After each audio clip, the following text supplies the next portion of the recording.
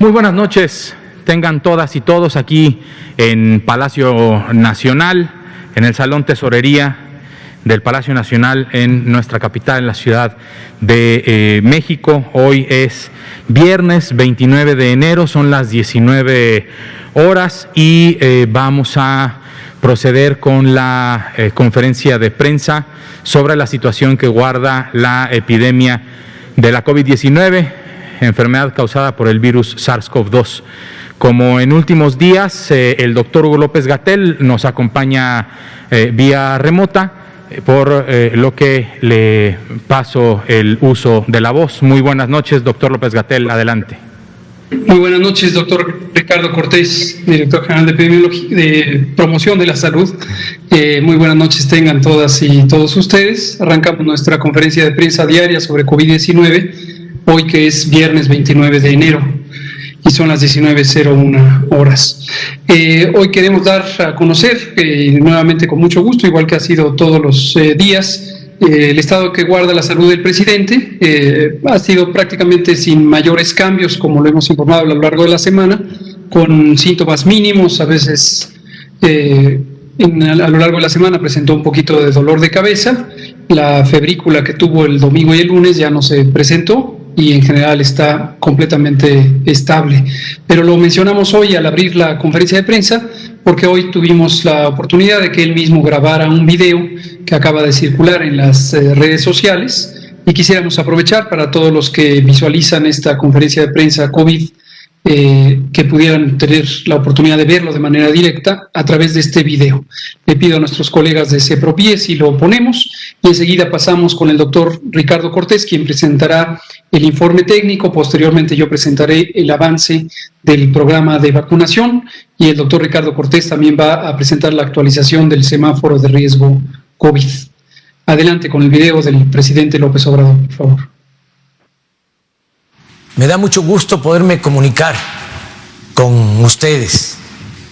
Primero, agradecerles por todas las muestras de solidaridad, de cariño, de los mandatarios, colegas del mundo que me hablaron, que me enviaron mensajes, representantes del sector empresarial de México, de los obreros, de la academia, amigos, hasta adversarios políticos. Les agradezco mucho por la manera en que expresan su preocupación por mi enfermedad, por mi contagio. Todavía tengo COVID, pero ya los médicos me dicen que está pasando la etapa crítica. Ahora me presento con ustedes para que no haya rumores, malos entendidos. Estoy bien, aunque todavía tengo que guardar reposo. Ahora me acicalé, así como estoy, para comunicarme con ustedes, pero no estoy en estos días, no he estado así. He portado otra ropa. Eso sí, he estado trabajando, he estado muy pendiente de todos los asuntos públicos, y muy pendiente en particular de la pandemia.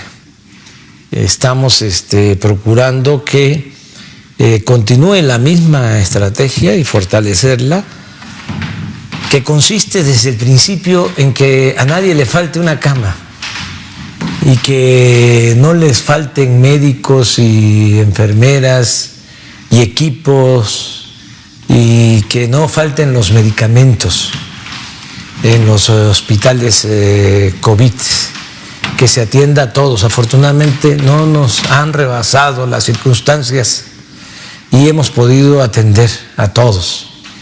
Y hemos estado también resolviendo el acopio, el contar con las vacunas, porque al final eso es lo más importante, lo que va a poder darnos seguridad de que esta terrible pandemia no va a seguir causando daños. Entonces me he dedicado a eso. Hablé con el presidente Putin, que por cierto se portó muy fraterno y nos ofreció enviarnos vacunas.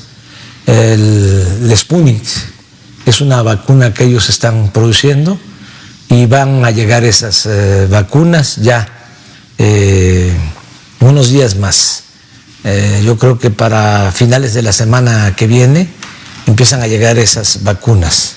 También conseguimos vacunas de AstraZeneca, aparte del convenio que tenemos con ellos, y que aquí en México se están elaborando esas vacunas, se están envasando. Vamos a traer de la India AstraZeneca. Vamos a tener para febrero alrededor de 870,000 dosis, igual que la Sputnik, 870,000. Ya establecimos comunicación con Pfizer. No sé si alcancé a comentarles que hablé con el CEO, el gerente de Pfizer. Se portó muy bien y se comprometieron a adelantarnos las entregas porque se habían suspendido, y es muy probable que a partir del día 10 de febrero se reinicien las entregas. Ahí van a ser como 1.500.000 dosis. También el mecanismo que creó la ONU nos ha garantizado que para febrero vamos a contar con 1.800.000 dosis.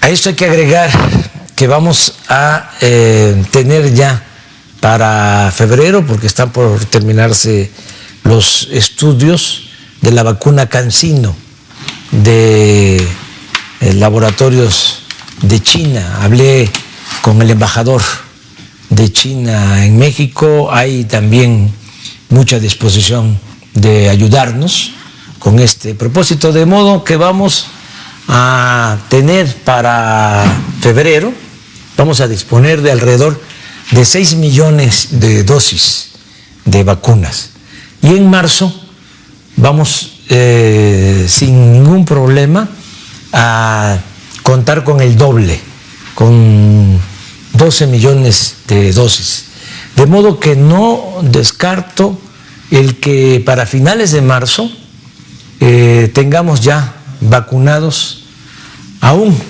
con una primera dosis, a todos los adultos mayores de nuestro país. Ya saben por qué tenemos que darle preferencia a los adultos mayores, porque está demostrado que si vacunamos a los adultos mayores, a nuestros ancianos respetables, se reduce la mortalidad por COVID hasta en un 80%. Por eso tenemos que darle preferencia a los adultos mayores y el resto de la población tener la paciencia de que estamos buscando contar con las dosis suficientes para que lo más pronto posible podamos vacunar a todos los mexicanos. Vacuna universal, gratuita, contra el COVID-19. Vamos bien, vamos avanzando. Desde luego es una terrible pandemia que nos ha afectado también en la economía, pero nos vamos a recuperar en lo económico. Estoy optimista. Ya en el mes de enero, en este mes, ya recuperamos 75,000 empleos. Yo nada más quiero recordar que el año pasado, con la pandemia, se perdieron cerca de 1.400.000 empleos formales. 1.400.000 empleos formales. Y ya llevamos recuperados más de 600.000 empleos formales. O sea que nos faltan como 800.000 empleos para tener los 20.550.000 empleos que se tenían antes de la pandemia. Eran los trabajadores inscritos al Seguro Social. Pero hay signos alentadores en la economía. Va creciendo, se va recuperando nuestra economía y tengo yo mucha confianza de que vamos a salir adelante. Yo soy optimista en todo sentido.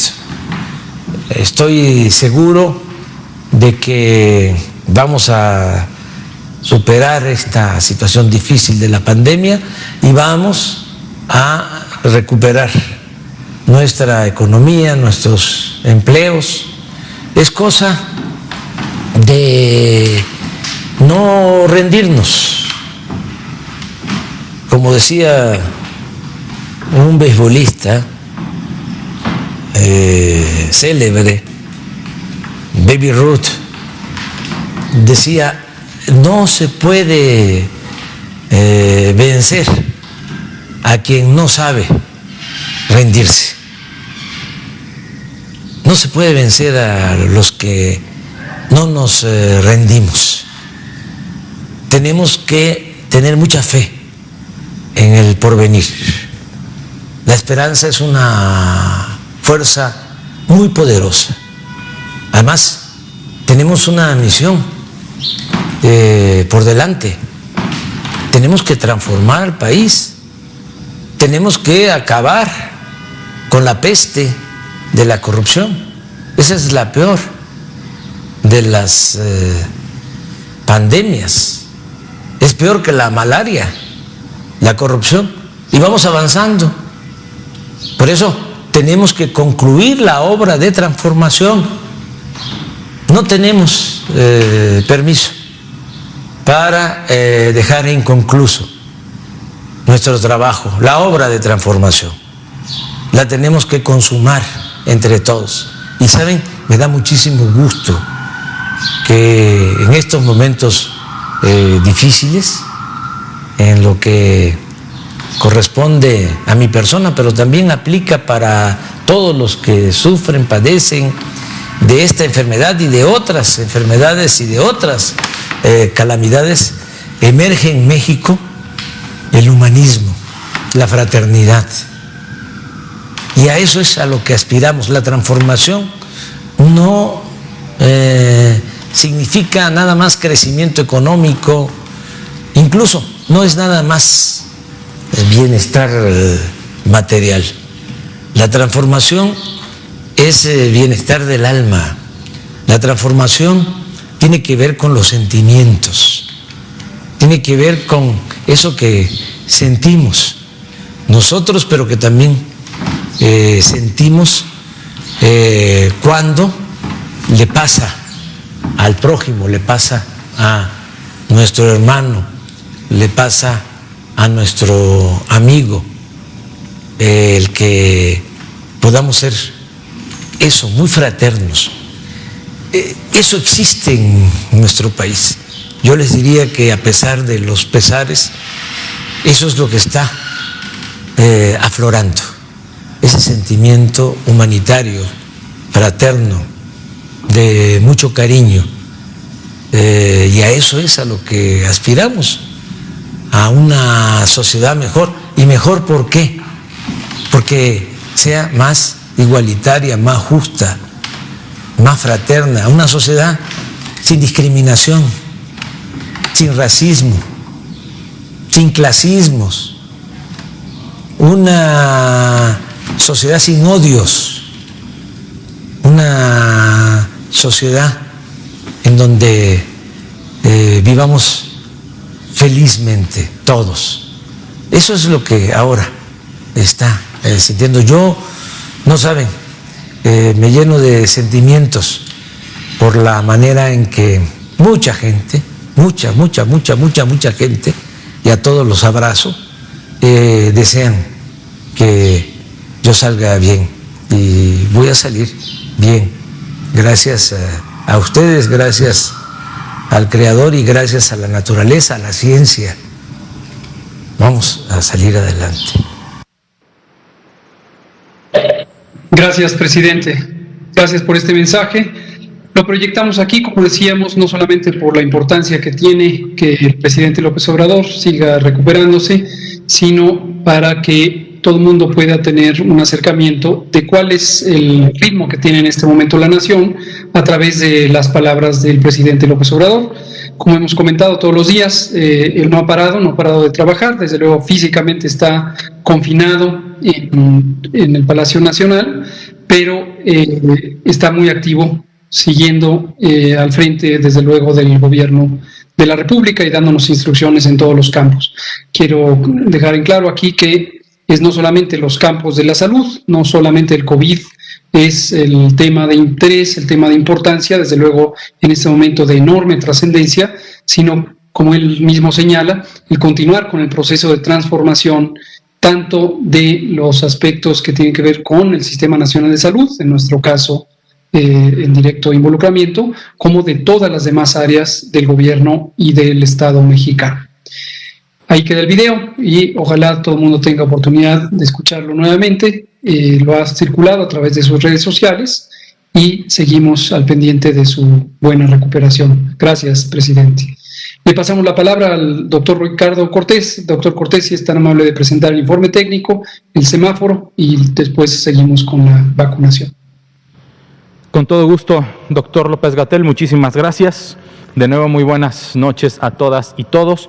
Presentamos, iniciando el informe técnico, la curva epidémica de los casos estimados, que actualmente, de los casos que se estiman dentro del Sistema Nacional de Vigilancia Epidemiológica, es un total de 2.039.097 personas, y de las personas recuperadas, 1.390.906 personas. Actualmente, una epidemia activa que representa el 6% de la totalidad de la epidemia en nuestro país, que representan a 110.602 personas. Después de un incremento muy importante en el número de casos, que ya había yo particularmente explicado sobre este descenso que regularmente se da a final de año en todas las enfermedades, en todo el mundo. Cuando termina el año hay un descenso y luego se recupera. Esta es una continuidad de la epidemia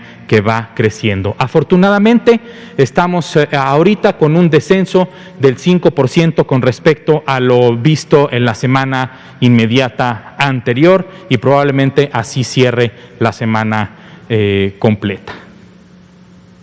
Sobre la positividad, uno de los indicadores importantes, estamos casi cerrando la semana con una disminución de 3 puntos porcentuales, cerrando en 42%, muy estable desde hace ya muchas semanas en ese porcentaje nacional. Recordar que los porcentajes se componen de la positividad de cada uno de los estados, y hay estados que tienen una positividad tan baja como el 10% y otros que tienen una positividad más alta, y a nivel nacional es 42%. Esto se explica con estos 4.642.539 personas que han tenido contacto con el Sistema Nacional de Vigilancia Epidemiológica, y de los cuales 1.841.893 casos han resultado con una prueba positiva, que es el 42% de todos los notificados. Un total de resultados negativos en este sistema de 2.365.303 resultados. La letalidad, sobre este indicador tenemos una disminución de 1 punto porcentual. La semana inmediata anterior terminó con el 7% y ahorita continuamos con el 6%, menos 1 punto porcentual, que representa también de todas las personas que desafortunadamente han perdido la vida, 156.579 defunciones con un resultado positivo a la prueba del virus SARS-CoV-2. Recordemos que también ya se ha presentado en diferentes ocasiones y recientemente, hace un par de días, sobre el exceso de la mortalidad que esta epidemia ha causado en nuestro país. Sobre la disponibilidad de camas, tanto para hospitalización general, como aparece en esta diapositiva, como para camas con ventilador, será la siguiente diapositiva. Tenemos ahorita 8 entidades federativas de camas que están disponibles para atender infección respiratoria aguda grave que no requiere de cuidados críticos, 8 entidades federativas con más del 70%, este punto de corte que representa una saturación ya de las camas de atención general. La Ciudad de México, Estado de México, Hidalgo, Puebla, Guanajuato, Nuevo León, Morelos y Nayarit por encima del 70%, particularmente la Ciudad de México continúa muy pegado al 90%, 7 entidades federativas entre el 50 y el 69% y 17 de los estados con menos del 50% de ocupación. A nivel nacional, 58% de las camas de infección respiratoria para atender personas con infección respiratoria aguda grave sin un respirador mecánico están ocupadas. Esto quiere decir que de las 34.479 camas están ocupadas 20.127, esto repartido también en todo el territorio nacional, así como está el 89% de ocupación en la Ciudad de México. Oaxaca tiene el 50% y el estado de Campeche tiene menos del 10% en su ocupación.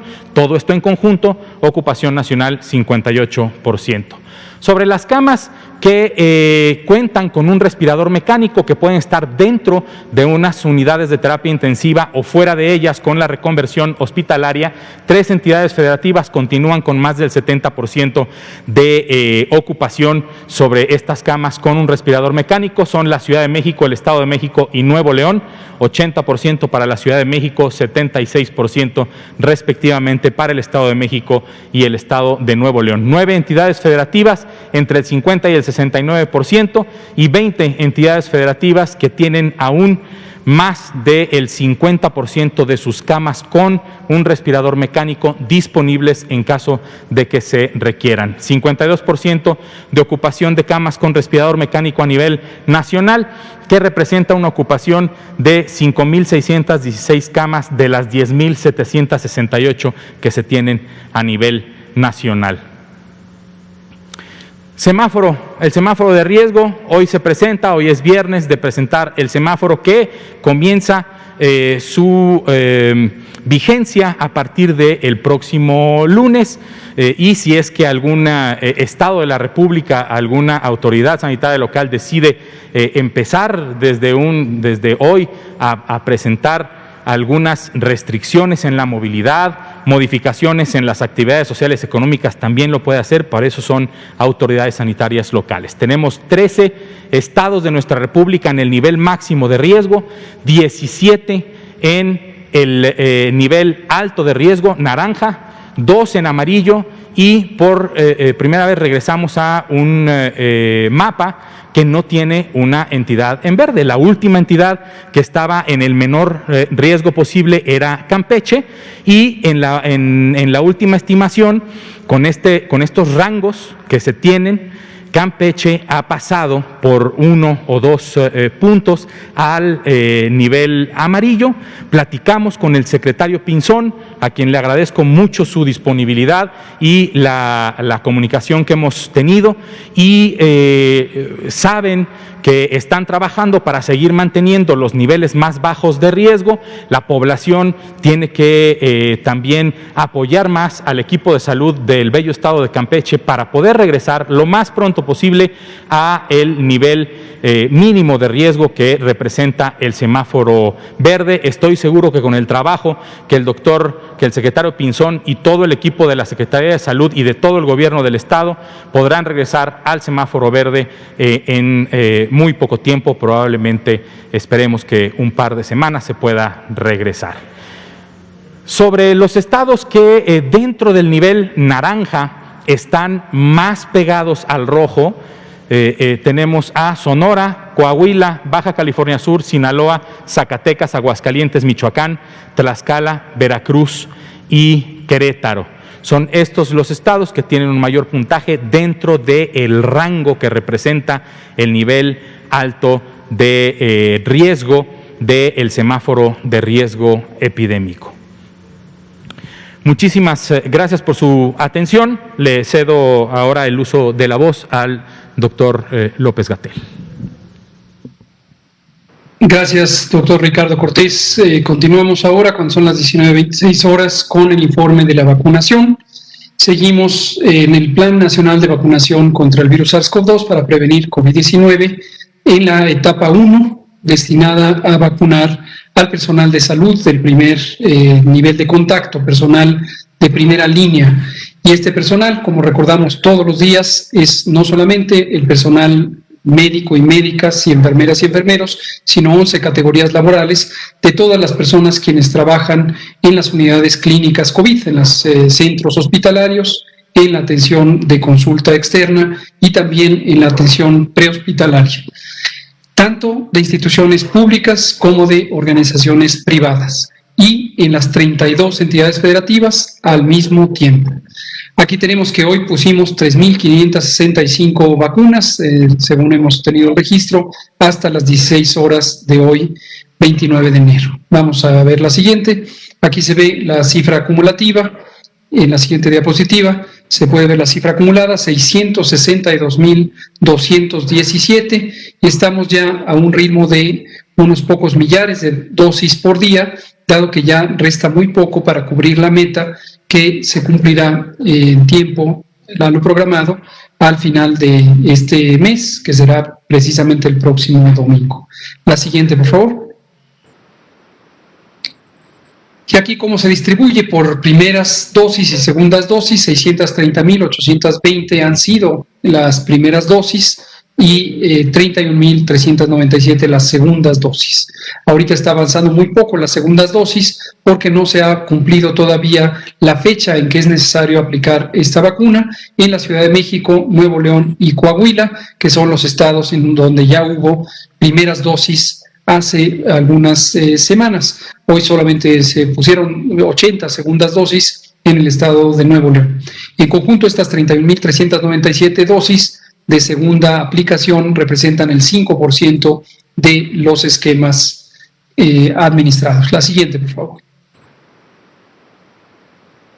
Asimismo, tenemos que la totalidad del avance es 64% respecto a el paquete de vacunación más recientemente arribado a México el pasado 19 de enero, con 219.375 dosis. 29 de las 32 entidades federativas ya están con haber cumplido más del 95% de la meta esperada, y restan, como decíamos, las 3 entidades en donde se estarán aplicando los esquemas de segunda dosis: Ciudad de México, Coahuila y Nuevo León. Estas dosis están en reserva, son 91.000 dosis, un poco más de 91.000 dosis, 93.000 dosis, y estaremos en espera que se cumpla el día en que deben ser aplicadas, y ese día serán aplicadas. La siguiente. Y los números sobre el uso de las vacunas, ahí están, 91.350, corrijo, son 91.350, lo que aparece en la etiqueta roja al pie de la figura, y representan el 42% del paquete más reciente de vacunas. Y en suma hemos recibido en México 766.350 desde que empezaron a llegar el pasado 23 de diciembre. Recordar que estamos utilizando en este momento solo la vacuna de Pfizer, BioNTech, y todavía no iniciamos vacunación con otras vacunas. La siguiente. Finalmente, los eventos supuestamente asociados a vacunación e inmunización, los ESAVIS, son estas reacciones que presentan los seres humanos en el momento en que son inyectados con las vacunas o en unos pocos días después de la vacunación. Recordar que estas en este momento representan 8 por 1000 aplicaciones y que en su gran mayoría, más del 99%, son reacciones esperables de muy corta duración. Dolor en el sitio de inyección, mareo, dolor de cabeza, sensación de desvanecimiento o a veces en algunos pocos casos hemos tenido algunas personas que se desmayan, se recuperan íntegramente sin tener secuela alguna. Solamente 43 de estos 5.403 han sido eventos suficientemente graves y han permanecido en hospitalización por periodos cortos de tiempo. En este momento solo una persona se encuentra hospitalizada y ahí se puede ver una estadística de la distribución en las entidades federativas donde han ocurrido estos eventos. Este es el informe en general del avance y ahora vamos a ver el elemento particular de la vacunación en Campeche, que está destinada a los trabajadores de la educación de ese estado. Recordar cuál ha sido la motivación, si me pasan la siguiente diapositiva: 16.734 personas profesionales de la educación o personal del sector educativo, mayormente maestras, maestros y el personal que está directamente en aulas, es quien ha sido vacunado. Esto incluye a personal de los niveles básico, media superior, superior y también del sector privado de la educación solo en el estado de Campeche. Recordar, decía, cuál fue la motivación y ha sido la motivación de esta vacunación especial. Es la oportunidad de que la vacunación no solo sirva para lo que primariamente sirve, que es proteger a las personas y a sus familias, sino también para ayudar a la reactivación de actividades de gran valor y utilidad social, como es la educación pública. ¿Por qué se ha hecho en Campeche? Porque Campeche lleva muchos meses, más de 3 meses, ya casi 4, con mínima actividad epidémica. Lo que acaba de anunciar el doctor Ricardo Cortés, que es un retorno del semáforo amarillo al verde hacia el semáforo amarillo, ya estaba previsto, lo explicó el doctor Alomía hace unos pocos días. Podría darse esta circunstancia en donde a mitad del proceso de vacunación de mentores pudiéramos tener un regreso al semáforo amarillo. No representa un problema mayor en la medida en que es apenas por un par de puntos por los que ha transitado de verde a amarillo y todavía existe una buena oportunidad para que retorne a la actividad de mínima transmisión. Por eso hacemos un llamado a la sociedad de Campeche para que tenga un estricto apego a las intervenciones de mitigación, las que ahora corresponden al semáforo amarillo, y que sin duda el gobierno de Campeche estará estableciendo de manera muy puntual y de manera muy cuidadosa, como lo ha hecho a lo largo de toda la epidemia. La siguiente, por favor. Aquí se ven algunas imágenes, el proceso de registro y verificación. Se puede ver cómo participa el personal de la Brigada Correcaminos, todos los distintos miembros de esta unidad. La siguiente, vemos también en la siguiente diapositiva ya propiamente la vacunación. Ahí al personal que se ve es el personal de salud. Solamente el personal de salud vacuna, porque son personas que están capacitadas y que tienen la competencia técnica para poder vacunar.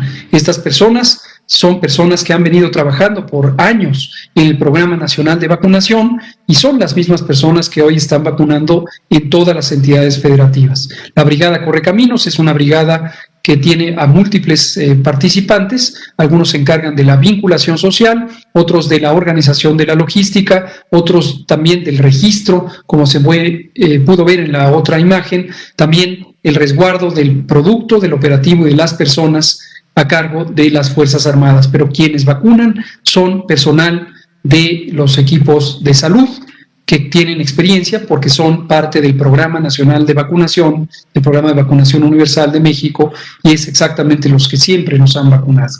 Vamos a abrir a la sesión de preguntas y respuestas. Le pido al doctor Cortés si es tan amable de conducirla. Con todo gusto. Liliana Noble, Pulso Saludable, por favor. Gracias. Buenas noches, Liliana, sí se oye, ¿sí, verdad? Liliana Noble, de Pulso Saludable. Buenas noches, doctor Gatell. Tengo dos preguntas. Hola, quisiera saber su opinión, doctor Gatell, sobre esta declaración de la Comisión Europea. Leí el texto y no necesariamente es un impedimento para que las vacunas que se producen en esta unión puedan salir al exterior. Más bien es como una advertencia por esta falta de cumplimiento que ya les avisó AstraZeneca y que no va a poder pues darles las dosis que se habían contratado. Yo quisiera saber si en lo que ellos resuelven sus temas, esto de alguna manera pudiera afectar o retrasar el proceso del embotellamiento con el que ya se estaba pactado acá en Ciudad de México y también en Argentina. Bueno, ellos, seguramente usted no lo conoce, pero en México esto podría influir en el retraso de esta manufactura final. Y tengo una segunda pregunta para el doctor Cortés. Gracias. Gracias, Liliana. No, hasta el momento no tenemos indicación alguna de que las decisiones de la Unión Europea sobre la exportación o la salida del territorio de la Unión Europea de la vacuna de AstraZeneca pudiera afectar el abasto en México.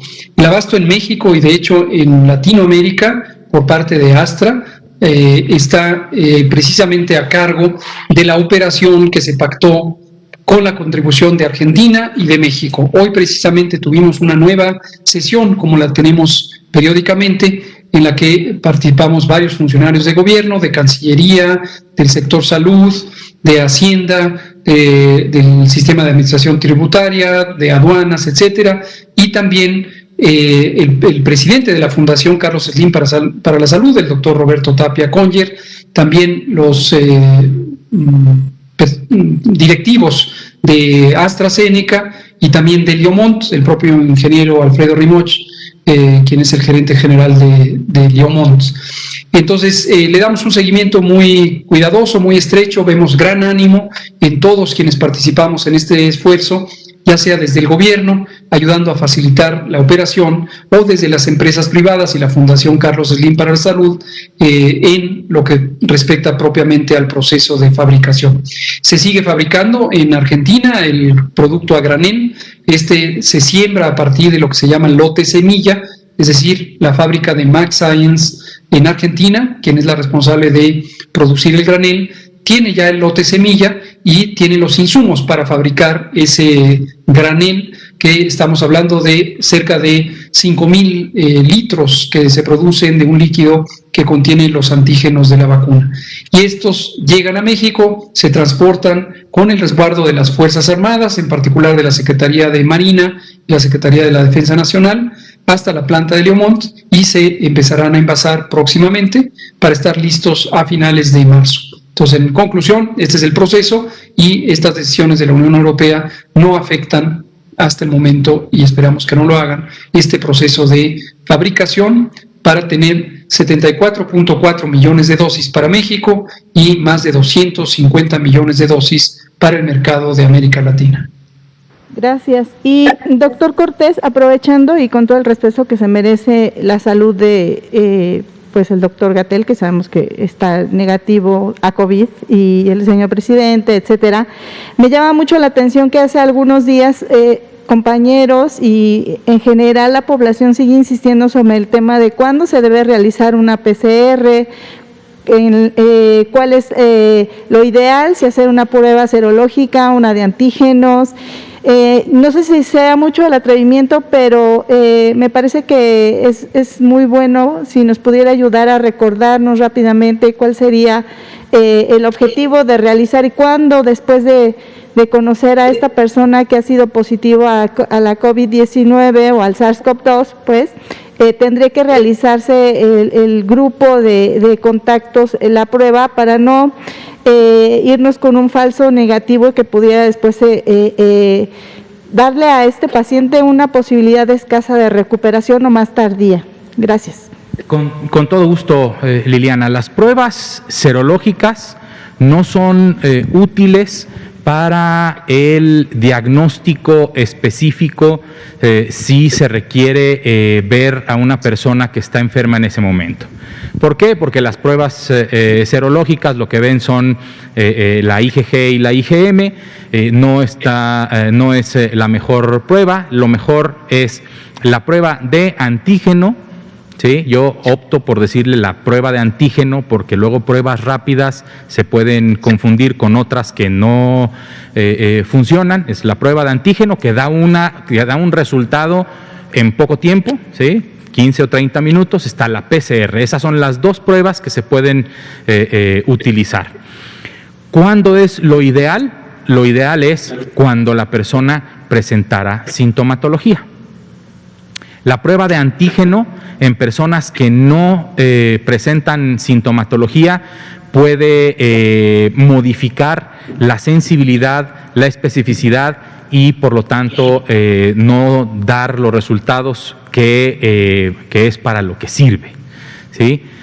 La prueba PCR puede resultar positiva todavía mucho tiempo después, pero lo importante de la PCR es el resultado cuantitativo. Hay dos resultados en la PCR. El cualitativo, que te dice si encontré o no encontré trazas del virus, y el cuantitativo, que dice cuál es la carga viral y cuántas veces el laboratorio tuvo que replicar o tuvo que amplificar la muestra hasta encontrar algo de ese virus en la muestra nasofaríngea.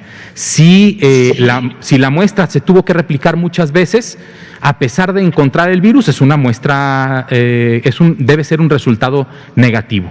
Entonces, lo ideal es cuando yo me encuentro como un contacto de un caso positivo, lo que tengo que hacer es aislarme en casa, vigilar mi salud, ¿sí? Durante 14 días y si empiezo con sintomatología, siempre también hay dos opciones.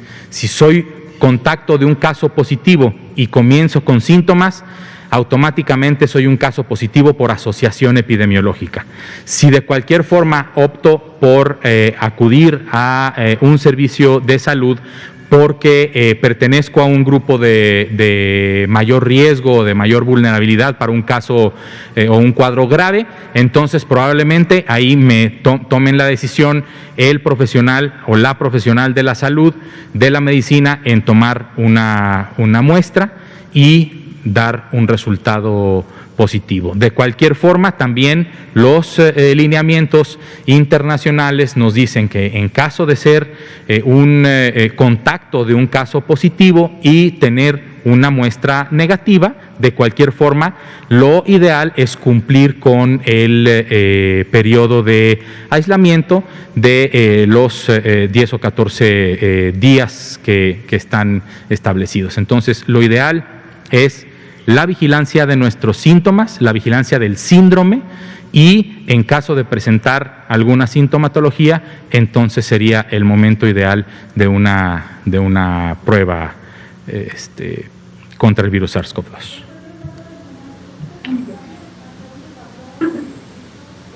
Como intención de buscar si ya estuve expuesta al virus, ¿tiene alguna utilidad en particular o solamente invertimos dinero en algo que no? La prueba serológica, por ejemplo, es la que se hizo a través del Instituto Nacional de Salud Pública para la Encuesta Nacional de Salud y Nutrición. Para lo que nos sirvió es para saber que se estima un total de 30 y tantos millones de personas en México que tuvieron contacto con el virus, ¿sí? Sin embargo, aún no se conoce con certeza si los anticuerpos que se genera de la infección natural, los neutralizantes, cuánto tiempo dura. Por lo tanto, si yo tengo un resultado positivo a la IgG, que es la que queda después de la infección natural, de cualquier forma no es una garantía de que yo tenga anticuerpos neutralizantes y por ende una protección duradera. Hay que recordar que aunque la infección natural sí, como toda infección natural, puede darnos alguna inmunidad temporal, no todos los virus son como el de varicela, que te da inmunidad muy prolongada. Entonces, lo mejor es no confiarse sobre todo de esos resultados, de esas pruebas serológicas. Lo único que nos van a decir es si ya tuviste contacto con el virus SARS-CoV-2. Por favor.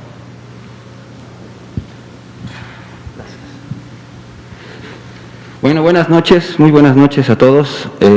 Primero que nada quisiera agradecerle, pues igual al Eterno y a la vida, que el doctor Hugo López-Gatell se encuentra bien, usted también, y el presidente Andrés Manuel López Obrador se encuentran bien.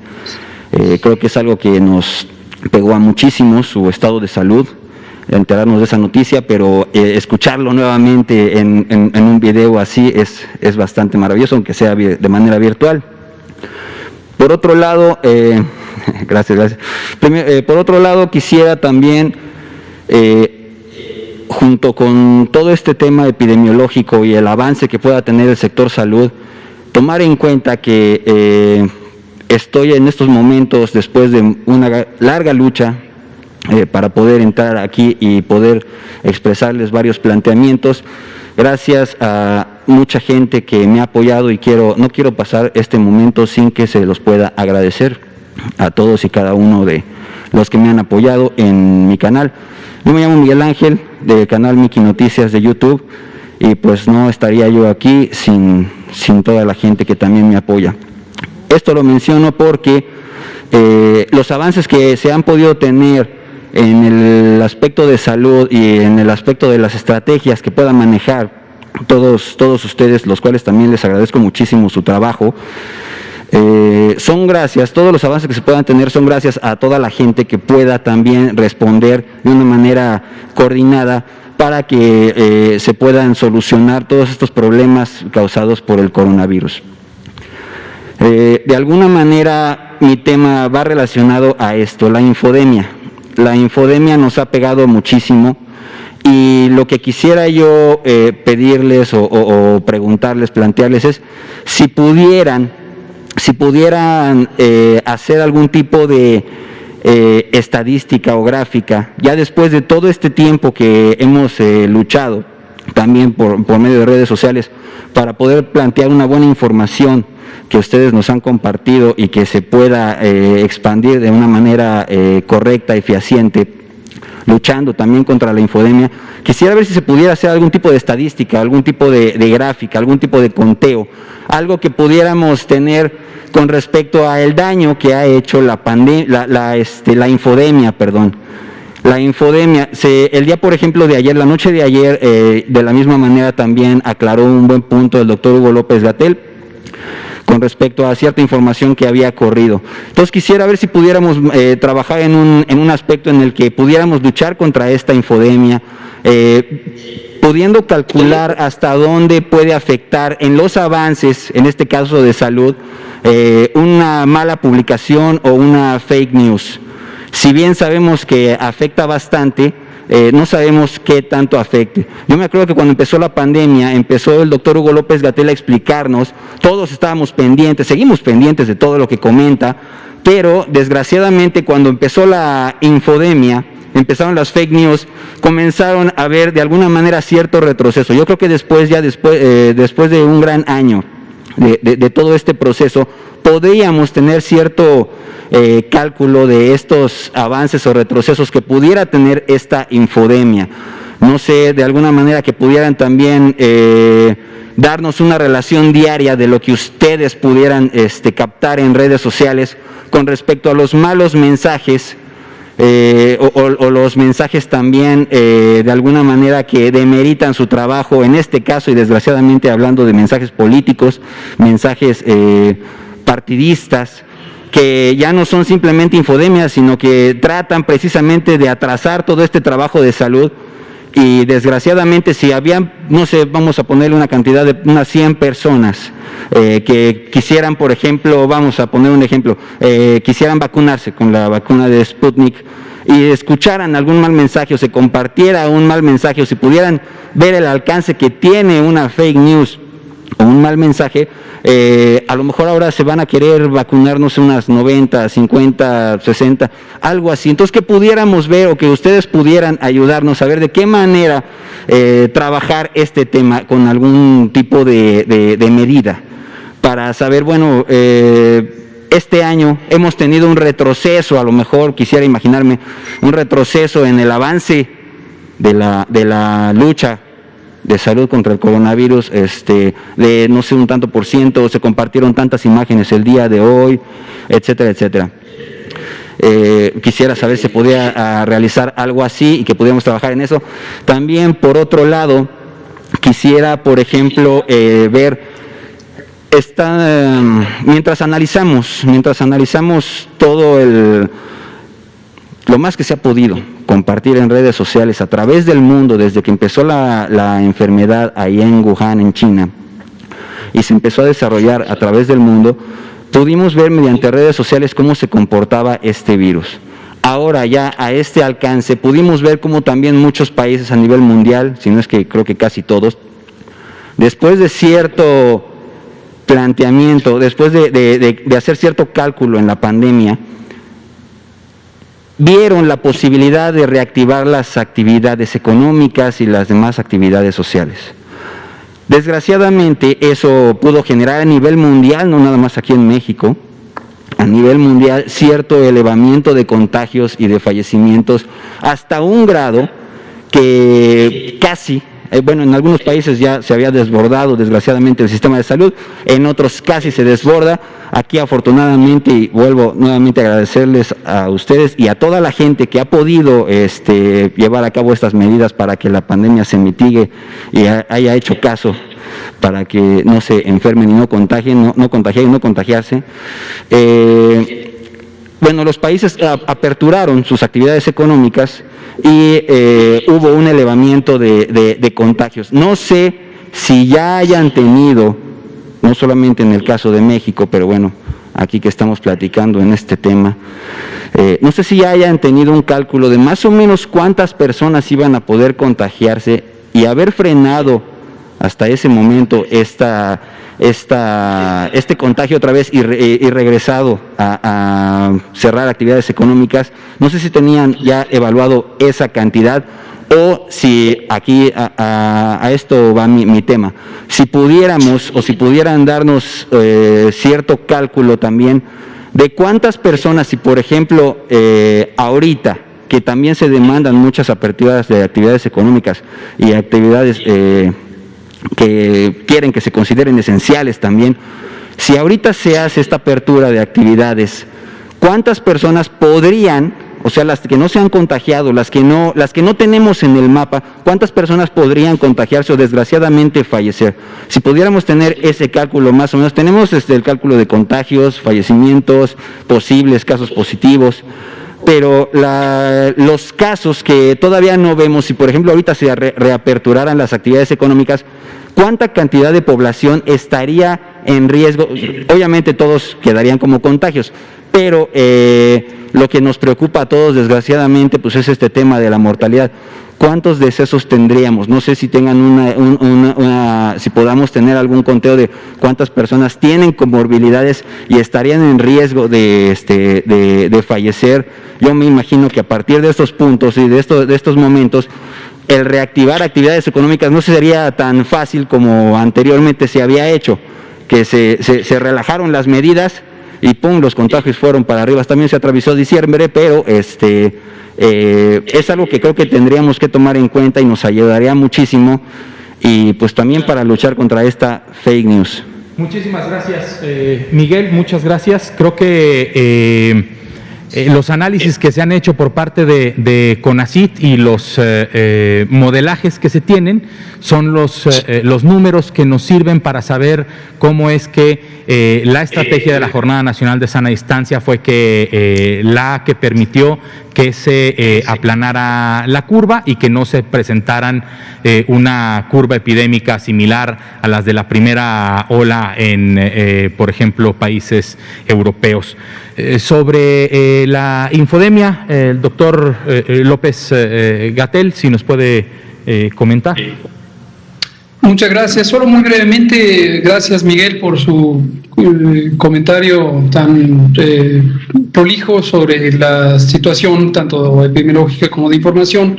Este fenómeno de infodemia, solo baste decir por ahora que efectivamente ha sido identificado por los organismos internacionales de salud como la Organización Panamericana y la Mundial de la Salud. Otros organismos internacionales y también centros académicos han descrito este comportamiento social en donde diversos grupos de población deliberadamente siembran noticias falsas o distorsionan la información verídica. No nos corresponde a nosotros en la materia técnica de salud estar haciendo estos monitoreos o estas estadísticas, aunque nuestra unidad de inteligencia epidemiológica y sanitaria también hace un monitoreo de medios, básicamente para extraer información útil para las decisiones de salud. Sin embargo, el maestro Genaro Villamil, director del Sistema Público de Radio Difusión de México, tiene un servicio, tiene un mecanismo para monitorear, rastrear, comentar y desmentir las falsas noticias. www.infodemia.mx. Infodemia.mx. Esta es la dirección de internet en donde se presenta estos informes sobre el estado que guarda la desinformación provocada por distintas grupos sociales o grupos políticos o distintas entidades, a veces anónimas, a veces conocibles.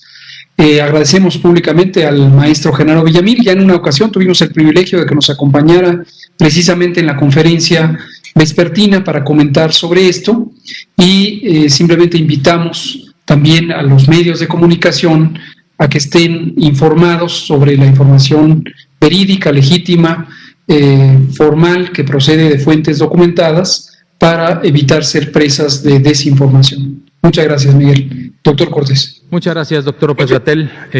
Arturo.